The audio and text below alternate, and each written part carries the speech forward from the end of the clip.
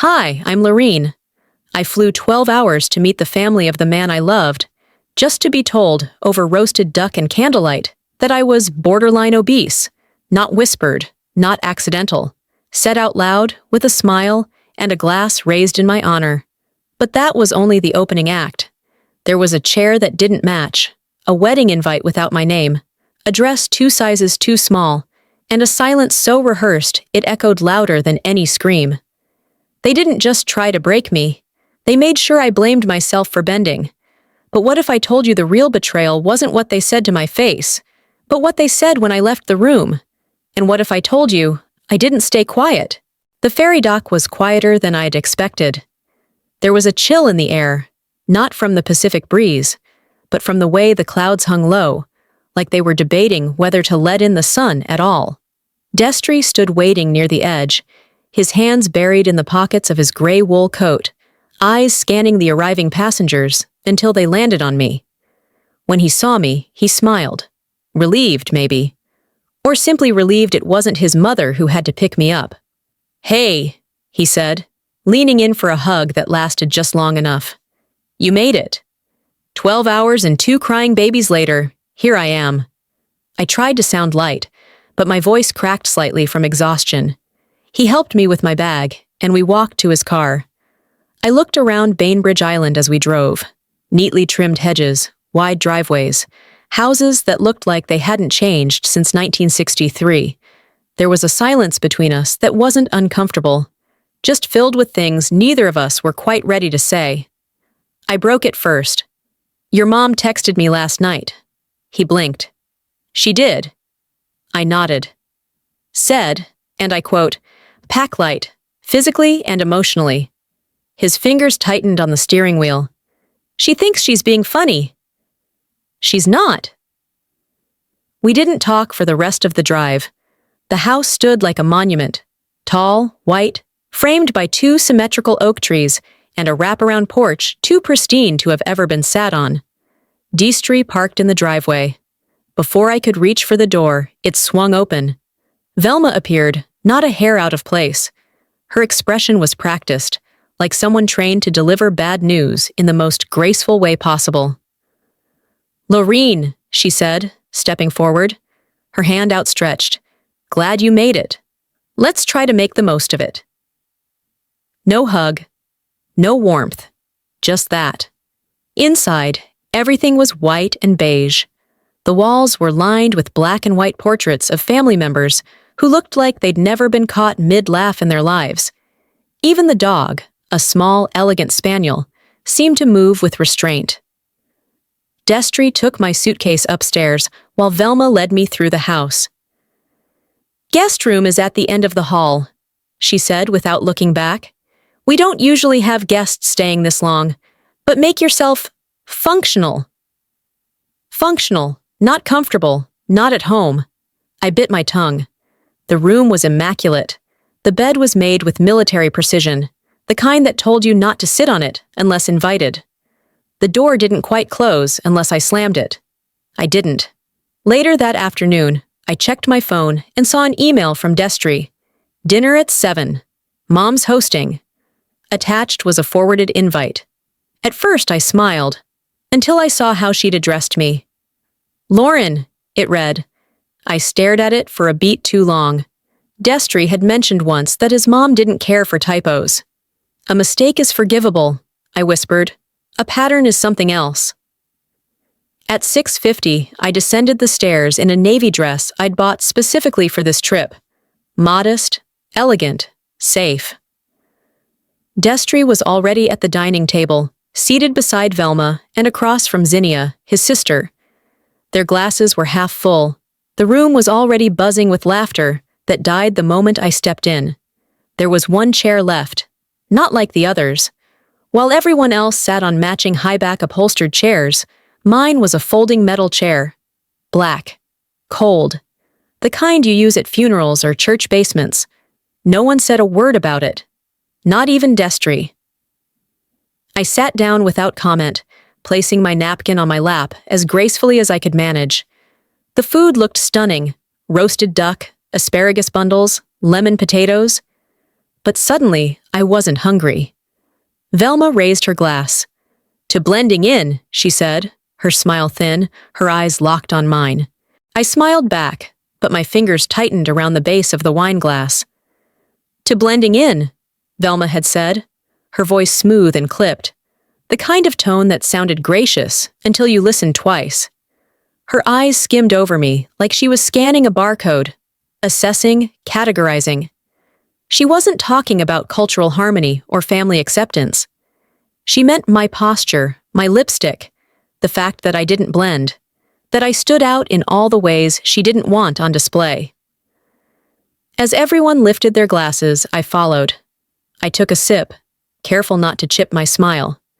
Dinner began with a kind of forced elegance, too quiet, too polite.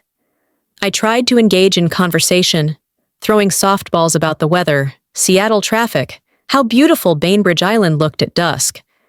Zinnia, Destry's sister, gave me a glossy smile but didn't say much beyond nodding.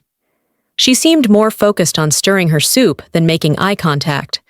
Across the table, Destry's father murmured something about retirement fishing plans, which Velma immediately cut off with, "He's not serious, just bored." No one laughed, not even him. I offered, "I teach communication theory. One of my favorite parts is breaking down why people say what they say and what they really mean." Velma tilted her head. "Fascinating. So you analyze people for a living?" "Sort of," I said. "I try to help students understand how we relate to each other through language, power dynamics, context." She stirred her wine and smiled. "Power dynamics. That's an interesting phrase." Destry reached for the breadbasket. "Lorene's students love her," he added, trying to bring light back into the room. "She's got this way of making dry theory feel personal." Velma's smile didn't falter. "I'm sure she does." The meal continued like a courtroom, each course another round of silent evaluations. I wasn't just eating dinner, I was being watched. Every bite, every chew, every pause felt weighed. My napkin placement, the way I passed the butter. There was no casual here, only calculation. Then Velma leaned slightly forward, her voice clear and light, just enough for everyone to hear. "Destry's fiancé has curves, borderline obese, but at least she owns it."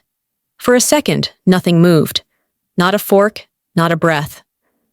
Destry's face went blank, like he'd swallowed something wrong and couldn't cough it back up. Zinnia looked down, carefully rearranging her salad. I stared at Velma, unsure if I'd misheard, but I hadn't. She went back to slicing her duck like she'd just complimented my earrings. "In some families, you raise a glass," I thought. "In theirs, you raise shame like a weapon." My throat tightened, but I didn't speak. I lifted my water, took a small sip, and smiled faintly. Not the kind of smile that forgave, the kind that documented. Destry shifted in his seat. "Mom." Velma waved him off without lifting her eyes. "Oh, relax. I'm being honest. Honesty's a good thing in a family." At that point, I could feel every muscle in my back drawing in, but I refused to shrink. The next course arrived, dessert, something delicate and plated like artwork. As the wine glasses were refilled, I noticed mine remained untouched. In its place sat a small bottle of fruit juice with a bright yellow post-it stuck on it. In block letters, it read, "For you." I blinked. "What's this?" I asked, keeping my voice neutral. Velma dabbed her lips with a cloth napkin. "Didn't want you to feel left out. Thought this would be more appropriate." Destry looked like he might speak, but Velma cut him off. "I mean, everyone has their limits, and I'm sure you're being mindful." My jaw tightened, but I kept my expression pleasant. I peeled the post-it off slowly, folded it, and dropped it into my napkin. I uncapped the juice and took a slow sip. "You don't fight a queen at her own table," I told myself. "You let her choke on her own crown." The rest of dinner went on in near silence. Even the fork sounded cautious. Destry didn't meet my eyes again. Zinnia pretended not to notice the tension clinging to every surface. When the dishes were cleared and we all stood to say polite goodbyes for the evening, Velma leaned in close, her breath just barely brushing my ear. "Don't worry," she whispered. "It's just family honesty." The morning light streamed through the thin curtains of the guest room, painting long lines across the perfectly pressed sheets. I stared at the ceiling, listening to the distant sound of cutlery and ceramic clinking from the kitchen. The house was awake. I wasn't sure if I was ready to join it. Last night had left a residue, like smoke after a fire. No one said the words borderline obese over breakfast, but they hung in the air, thick and unacknowledged. Velma greeted me with a curt nod. Zinnia barely looked up from her yogurt. Deestry poured himself a cup of coffee and handed one to me without meeting my eyes. We sat at the table in silence. Toast popped. Butter was passed. Still nothing. I remembered a quote I used to keep on my classroom wall. "No one can make you feel inferior without your consent." Eleanor Roosevelt. But what if you'd been raised to consent? What if you were taught that silence meant maturity, that swallowing pain made you noble? Deestry cleared his throat. "How did you sleep?" I looked at him. His expression was gentle, concerned even, but it was the kind of concern that hoped I'd say, "Fine," and move on. "Restlessly," I said. He winced, but nodded. That was the end of that. Later, we took a walk around the block. Bainbridge Island was beautiful, in that polished New England by the Pacific sort of way. Clean streets, polite neighbors, manicured everything. As we turned the corner by the rose hedge, I stopped. "Deestry," I said quietly. "Last night, that wasn't a joke. It wasn't some harmless comment. You know that, right?" He sighed. "Yeah, but that's just how Mom talks. She doesn't mean anything by it." "Doesn't she?" He paused, rubbing the back of his neck. "It's not the first time, I know." I waited. He looked down. "She used to weigh me every Sunday when I was a kid. If I was more than 2 pounds over the number she wrote down, she'd take away my video games. Once, she made me eat only cucumbers for dinner for a week." My chest tightened. "You never told me that." I didn't want to make a big deal of it. I figured maybe it was her way of showing she cared. Health, you know? That's not health, that's control. We walked the rest of the way back without another word. At lunch, I noticed Velma holding a beige folder.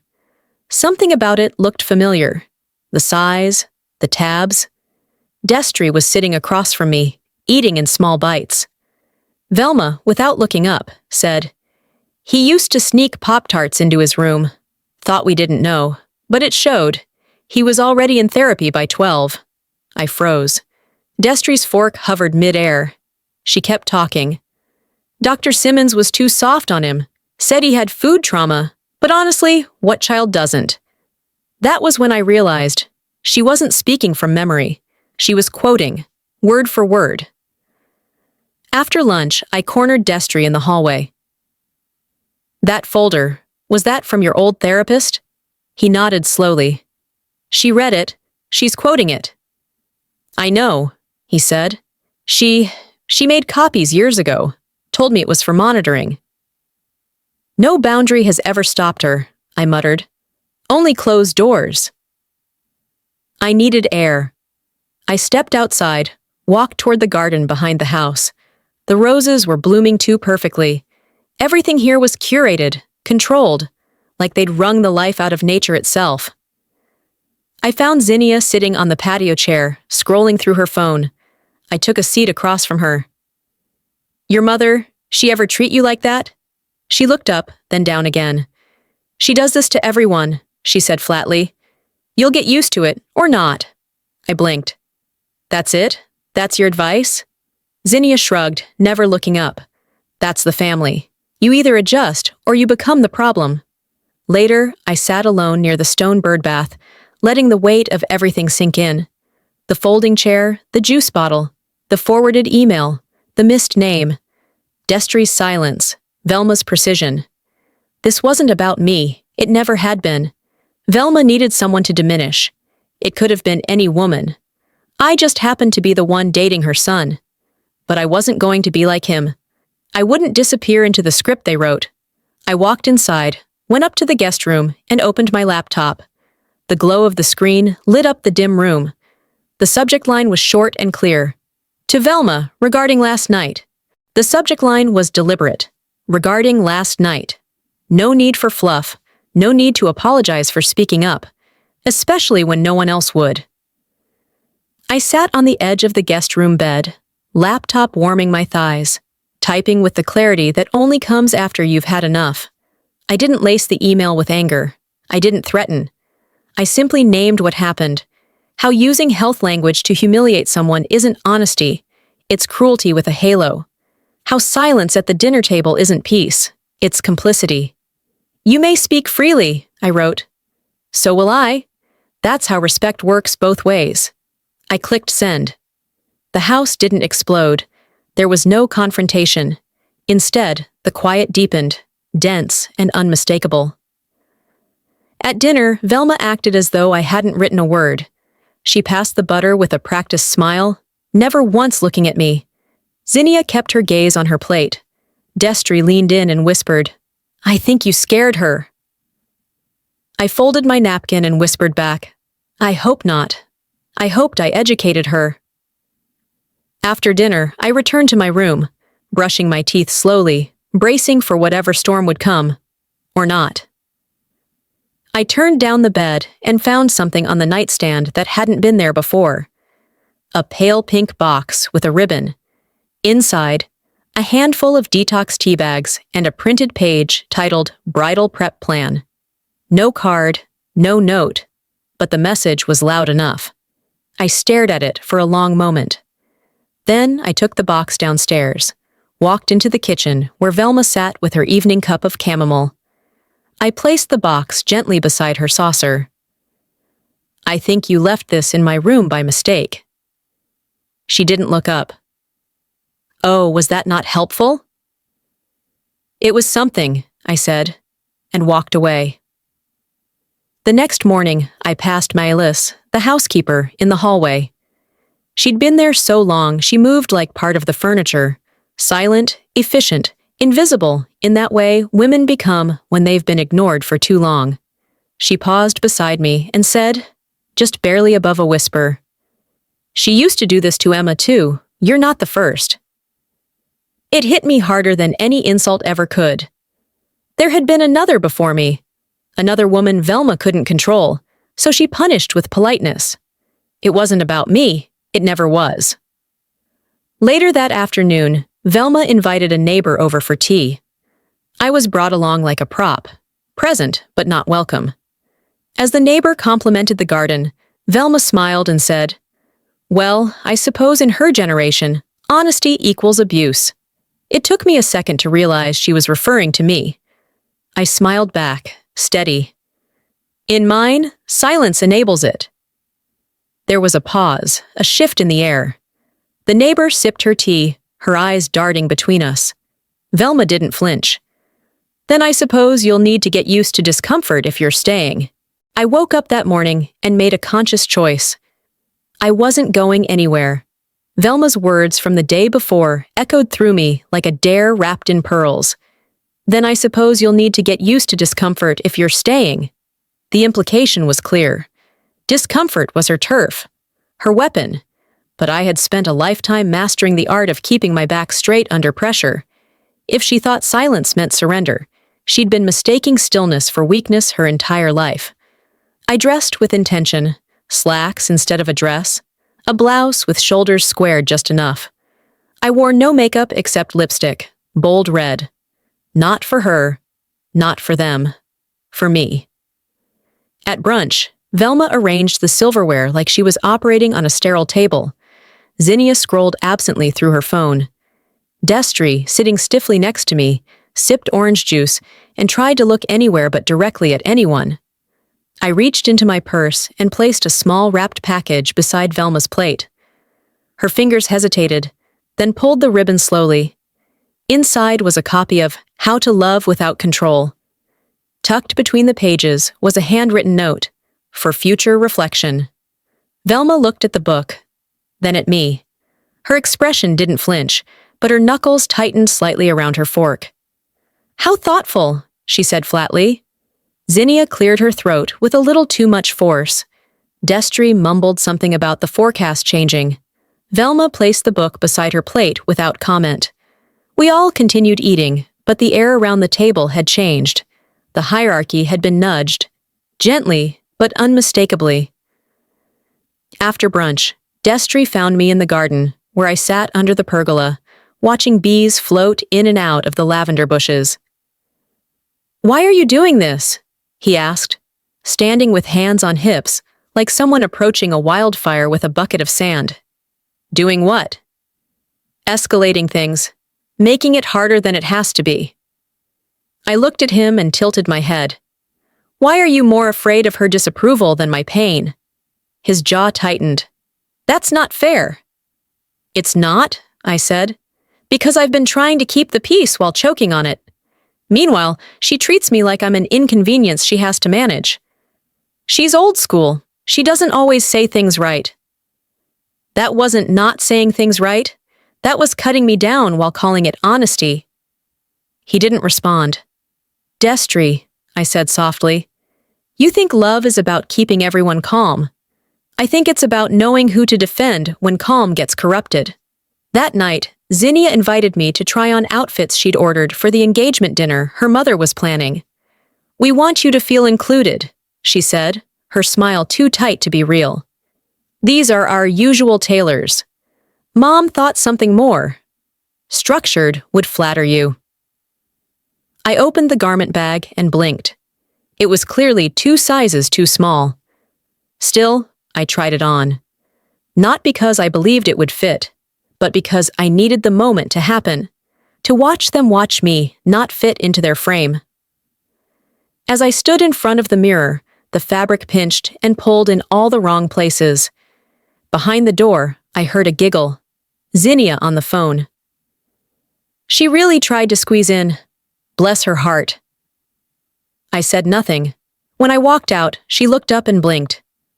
"Oh, yeah, maybe we should size up." My silence wasn't submission. It was calculation. That night at dinner, I waited until everyone had finished their salad. Velma was pouring herself a second glass of Chardonnay. The conversation had settled into a lull. I laid my fork down quietly and said, "There's only one thing worse than being mocked, being tolerated." "I am neither." Destry froze. Zinnia blinked. Velma paused mid-pour. I looked them each in the eye, one by one. Velma raised her glass slowly, met my gaze with a coolness that said she'd played this game before. "Noted," she said. The next morning, I woke up to the sound of doors closing softly downstairs, more cautious than usual, like someone was trying not to wake me. Destry wasn't in bed. His side was cold, the sheets undisturbed. I dressed quickly, pulled my hair into a low bun, and stepped out into the hallway. The silence in the house didn't feel like peace. It felt like secrecy. When I reached the kitchen, I found 2 half-empty coffee cups on the counter and a notepad beside the fruit bowl. It read, 9 a.m., family talk. That was all. No names, no signatures, no mention of me. I stood there for a moment, staring at it, the absurdity of it all crawling under my skin like an itch I couldn't scratch. The air smelled of overbrewed coffee and lavender cleaning spray, everything calm and sterile, manufactured civility. Then I heard them, muffled voices, low and urgent. From the den, the door half closed. "Velma, Zinnia, Destry." I stepped toward the hallway, heart thumping, then stopped. Melis passed by, carrying folded linens. Her eyes flicked toward the den, then to me. She didn't pause, didn't slow, but as she brushed past, she said under her breath, "They do this when they want to protect the family image." I texted Destry, "This meeting, is it about me?" No reply, no buzz, no vibration, just nothing. I backed away slowly, retreating up the stairs, but I already knew the answer. Later that afternoon, while heading toward the foyer, I noticed a folder on the console table. At first, I thought it was junk mail, but curiosity got the better of me. I flipped it open and stared. A printed slideshow, wedding visual consistency. Each page was a color palette: lavender, ivory, soft green. Beside each, photos of women in bridal gowns, their body types listed in bullet points. There was a chart labeled Fitness Goals, and there I was. Lorene, current 163 lbs, goal 142 lbs, timeline 6 months. No one had asked me, no one had even told me this existed. I laughed, not out loud, but the kind of sharp exhale that only comes when humiliation feels too surreal to register. An hour later, my sister called from Illinois. Her voice, already tight with irritation, cut straight to it. "Why is Zinnia posting about you not fitting into your dress? Is something going on?" I blinked. "What?" She posted a photo of fabric swatches and wrote, "Finding the perfect fit. For some, it takes a little extra work." I closed my eyes. Of course. They weren't just controlling the narrative. They were crafting it in real time, without me. That night, Velma hosted a dinner party for close friends. Just a dozen people, family friends, neighbors, the kind who brought wine unprompted and told the same stories every holiday. I wore a simple black dress. No statement pieces. No makeup beyond a neutral lip. I wasn't dressing to impress anyone. I was dressing to hold my ground. Midway through dinner, as the second round of wine made its way around the table, I reached for my glass and stood. "To families," I said clearly, my voice not raised, but unmistakable, "who talk about you behind your back, but smile at your face." Silence fell like a curtain. Forks paused. Zinnia coughed and knocked over her water glass. Velma's hand hovered midair with a bread roll, frozen. Destry turned toward me, eyes wide, voice low but firm. "Lorene, not now." I didn't break eye contact with anyone. "Then when, Destry?" I asked, my voice calm and deadly. "When is it convenient for me to matter?" I had packed that night. Not in fury, not in defeat, but with the mechanical calm of someone rehearsing the final step of a plan. My suitcase sat zipped and waiting near the door. I didn't leave, though. Not because I changed my mind. I stayed because I knew exactly what Velma would do with the story if I did. "She couldn't handle us," she'd say. "Some people don't belong in certain families." No, I wouldn't hand her that narrative wrapped in a bow. Destry never came to bed. The room felt colder for it, the sheets on his side smooth and untouched. I stared at the ceiling, eyes wide open, until the dawn painted the walls a color I didn't recognize anymore. The house was still when I slipped out of the room. I moved quietly, barefoot, padding toward the kitchen. I only wanted water, but I got something else. Velma's voice drifted from just beyond the archway, soft and syrupy. "We don't need another overweight woman in our family photos," she said to her sister, who was sipping tea at the breakfast nook. Emma was already a stretch. The way she said it, so casually, so polished, made it clear she'd practiced it, rehearsed it. She didn't sound cruel. She sounded convinced. I stopped mid-step. My pulse didn't race. I didn't gasp. I simply stood still, absorbing the truth. I was never the first. And more importantly, it was never really about me. Later, after showering and changing, I walked down the main hallway. I passed the family gallery, a long stretch of framed photographs lined perfectly on the wall. Everyone was there. Destry as a baby, Zinnia at her ballet recital, Velma and her husband cutting the ribbon at some fundraiser. Even family pets had a place. Everyone, except Destry's biological mother. The space where her portrait should have been was now occupied by a framed quote in embossed gold lettering, "Perfection is tradition." I stood there too long. Malis passed by and noticed. "She never approved of her either," she murmured, not stopping. I didn't have to ask who she meant. That afternoon, I found Zinnia near the patio, pretending to scroll through her phone. I didn't waste time. "You knew what that dress would do," I said plainly. She looked up, faux confusion written all over her face. "What dress?" "The one 2 sizes too small. The one I found you laughing about with your friend on the phone." She didn't even try to deny it. "You're making this bigger than it is." "No," I said, stepping closer. "You're minimizing it so you don't have to admit what it really was." Her mouth tightened. "You're just not us. If us means cruel, calculated, and curated, then you're right. I'd rather be anything else." That evening, Velma hosted brunch for extended family. Cousins, distant aunts, family friends with names I couldn't keep straight. Everyone dressed like a catalog: pastels, pearls, pressed khakis. I took a seat at the far end of the table, next to a woman who'd been kind to me so far. Destry's great aunt, I think. She'd complimented my earrings once, smiled warmly during an awkward toast. As I reached for the pitcher of water, she leaned in and whispered, "Oh, you're that girl from the city, the one who tried to squeeze into a legacy." I didn't flinch, I didn't blink, but something inside me stopped. That's when I knew. The story had already been told, edited, refined, rehearsed. Without me. I'd been cast in it before I even knew the plot. I set down the pitcher, slowly, deliberately. I looked across the table at every single face, at the polished performances, the silent agreements. "If you're all going to write my story," I said, voice calm and unmistakably clear, "I might as well give you the truth." I stood slowly, pressing my fingers against the rim of the glass until it sang. Conversation faded into an expectant hush. Forks hovered midair, eyes lifted. "I want to thank you all for your hospitality," I began, voice even, each word like a measured breath. "It's remarkable how a table can be full of people, but feel so empty." Velma tilted her head, a practiced smile pinned in place. Zinnia straightened in her chair. A distant cousin paused mid-sip of wine. I scanned their faces, polished, polite, smug. I continued. "When I arrived here, I expected a family. What I encountered was a committee. A few chuckles died halfway.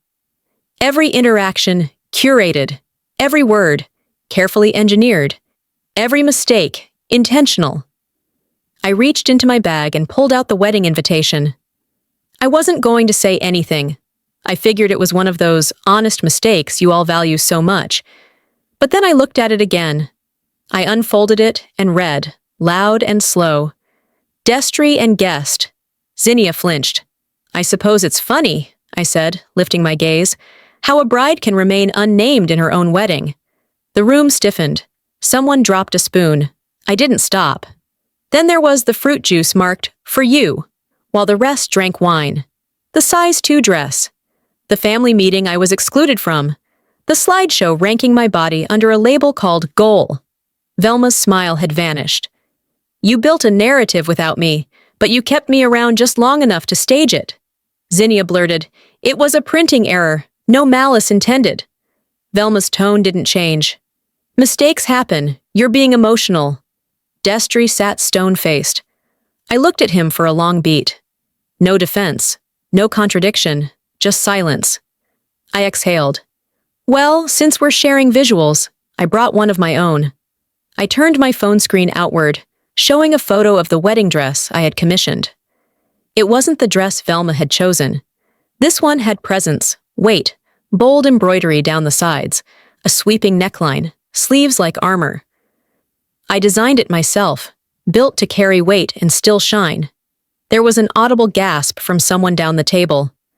A distant uncle muttered, "Now that's a statement." Velma reached for her wine again.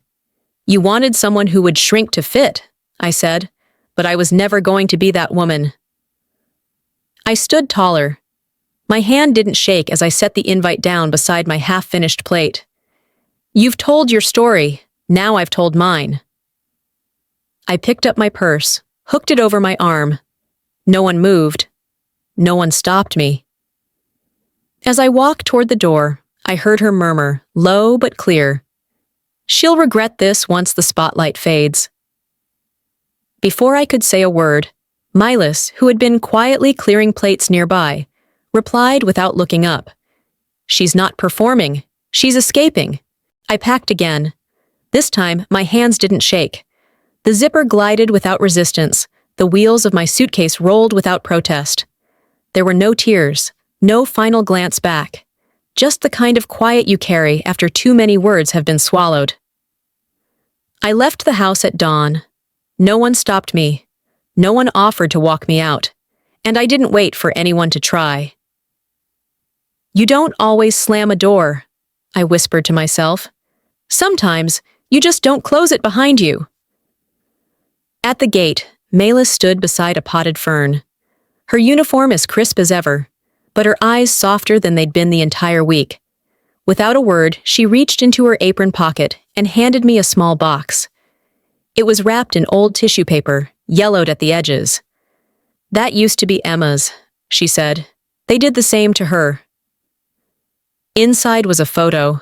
Emma, thin, radiant, standing in front of the same porch I had just exited. She looked like she was trying to belong.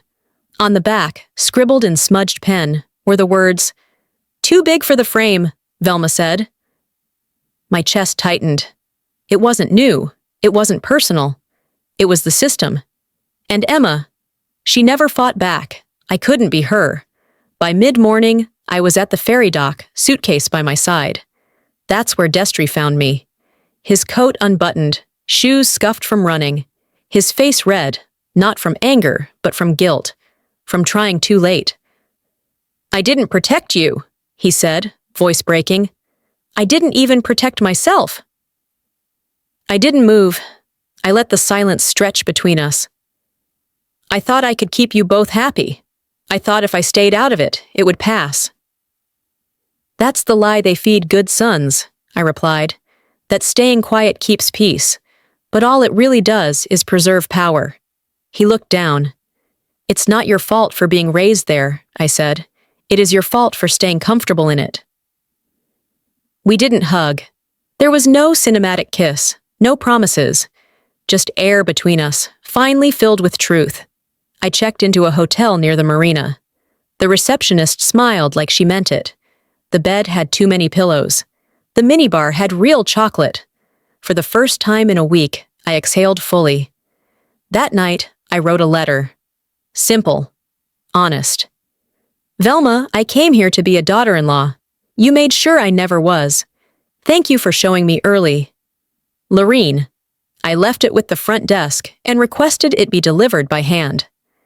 An hour later, scrolling idly through my phone, I saw it. Velma's latest Facebook post. "Sometimes the weight of ungratefulness is heavier than any dress." I stared at it, then laughed. Not bitterly, just long enough to let it move through me.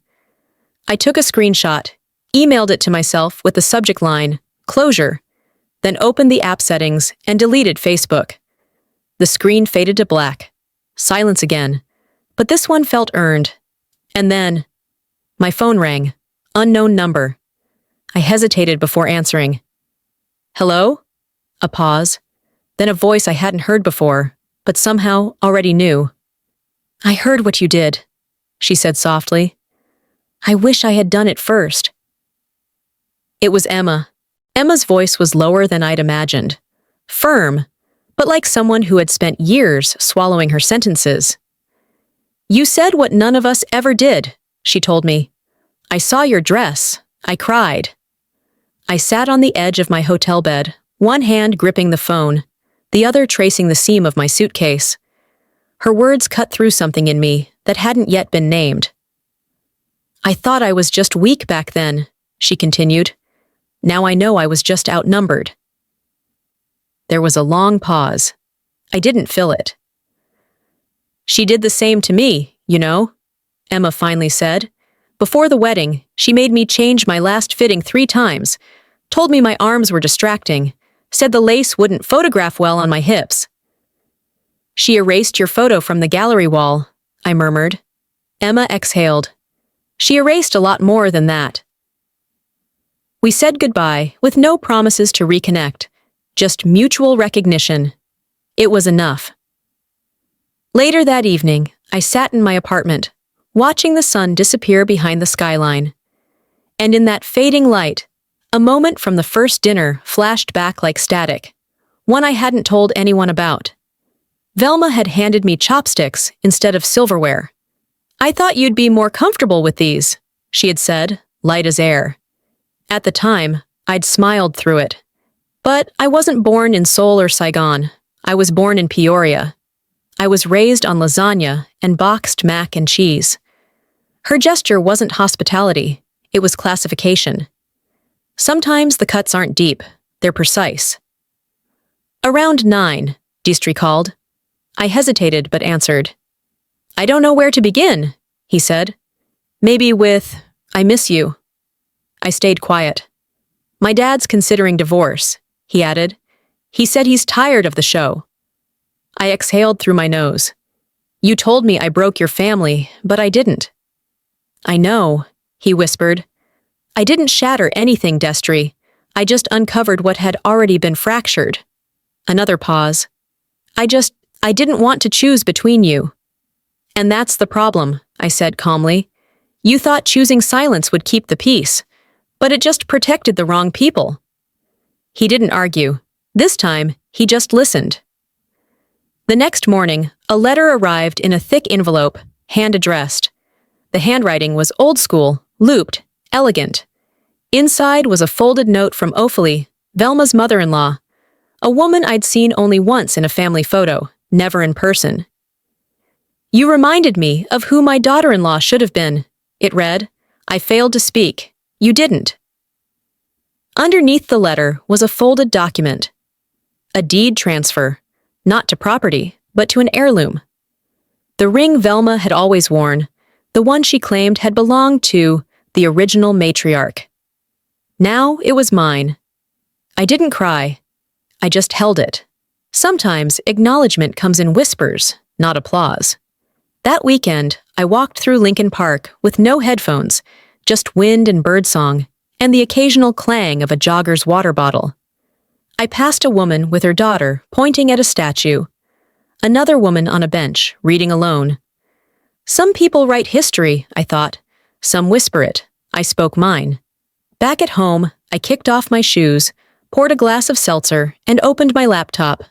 A new email sat unread. Subject line, "Media request, your story." The email had landed in my inbox just past midnight, titled simply, "Your Voice Matters." It came from a women's podcast I'd heard of once or twice, focused on emotional resilience and stories that disrupt silence. The producer wrote, "You didn't just walk out, you walked through it, and we think the world needs to hear how." I stared at the screen, letting the weight of her words linger. There was no urgency in me to respond. For the first time in a long time, silence wasn't suffocating, it was shelter. Do I want to rehash it all? Or do I want to rewrite it? That question followed me to the kitchen, where the kettle screamed, and back to the couch, where I curled up with my old laptop. I opened a folder labeled Drafts, and there it was. The speech I had once prepared for the wedding reception. I had spent weeks crafting it, rewriting, tinkering, hoping it would land in a room full of open ears. Now I read it aloud to no one but the walls. "In every family," I had written, "there's a silence we inherit." I chose not to. I paused. Let that line sit in the air. It sounded braver than I'd felt when I wrote it. That morning, my phone buzzed with a name I hadn't seen in days. Destry. The message was short. "I understand now, and I'm sorry I didn't see you sooner." I didn't write back, not out of spite, but because it no longer felt necessary. Sometimes, closure doesn't look like conversation. It looks like distance, unmessy, undramatic, final. Later that afternoon, while cleaning the apartment, I found it. The tea. That awful little packet Velma had left on my nightstand. The one labeled bridal prep. Somehow, it had made its way into a drawer under the sink. I stared at it, then decided to brew it. Not out of irony, but out of curiosity. What did closure taste like? I sat at the window, cup in hand, watching the wind tug at a neighbor's wind chime. "You gave this to make me smaller," I whispered. "I drink it now to feel nothing at all." And strangely, I didn't. That weekend, I took a walk along Lake Michigan. The air had shifted, fall creeping in at the edges of summer's leftovers. The water sparkled in the late afternoon sun. A jogger passed. A child threw bread to gulls. Life, as always, kept moving. At a public, free shelf near the community garden, I placed the rest of the tea box gently beside a stack of books and used candles. I didn't look back. Let them detox from their own need for control, I said softly. By Sunday evening, I had said everything I needed to say. To Velma, to Destry, to the part of myself that had once bent to be liked. That night, the podcast episode was scheduled to go live. I didn't plan to listen to it, but I did read the title, The Daughter-in-Law Who Didn't Stay Quiet. The podcast episode went live at 7:03 a.m. I didn't intend to listen, but my hand clicked play before my brain made the decision. The intro music faded, and then the host's voice filled the room. Warm, steady, reverent. And then my own voice followed. My story, in my words, told back to me like a confession that somehow became a declaration. You didn't just survive a family's dysfunction, the host said. You dismantled it. I sat in my kitchen, feet curled under me, holding my coffee like it was a tether. As the episode rolled on, messages started pouring in, some through Instagram, others via email. I lived this. You gave me permission to leave. You spoke for all of us. I closed my laptop. I didn't need validation, but I was grateful someone was listening. 3 days later, I got a call from a woman at the Chicago Museum of Women's History. Her tone was crisp but kind. We're curating an exhibit called What We Carried, a display of items tied to women's resilience. Someone sent us a photo of your wedding dress. Would you consider lending it? I blinked. You want my dress? We think it tells a story worth preserving. I said yes. The embroidery, built to carry weight and still shine, became the focal piece. They placed it in a glass case, next to a placard that didn't mention Velma or Destry. It just said, donated by a woman who stayed whole. Velma never said anything directly to me, but word got around that she lost 2 board positions after the podcast aired. Advocacy groups had taken notice. Her brand of polite cruelty no longer passed in spaces that called themselves progressive. Zinnia's boutique took a hit too. Screenshots of her mocking, fitting issues were reposted on a subreddit with 2 million followers. Body shame in a size 2 frame, someone captioned it. I didn't smile. But I didn't look away either. I hadn't lifted a finger. My silence, once used against me, had become the thing that exposed them, because it was finally filled with truth. A week later, a letter arrived. Handwritten. Destry.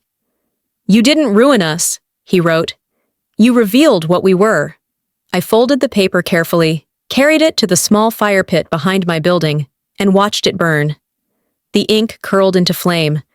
The edges blackened and floated upward like ghosts finally free to leave. Some flames cleanse, others warn. I returned to teaching that fall. My classroom felt different, less like a job, more like a mission. One day after lecture, a student lingered. My mother heard your voice last week, she said. She cried. She's leaving him. I nodded. You never know who's listening when you stop shrinking. That Saturday, I walked by the museum. The dress stood there behind glass, defiant and luminous. I didn't stop. I didn't linger. I just nodded once and kept walking. They tried to make me smaller. I became unforgettable instead.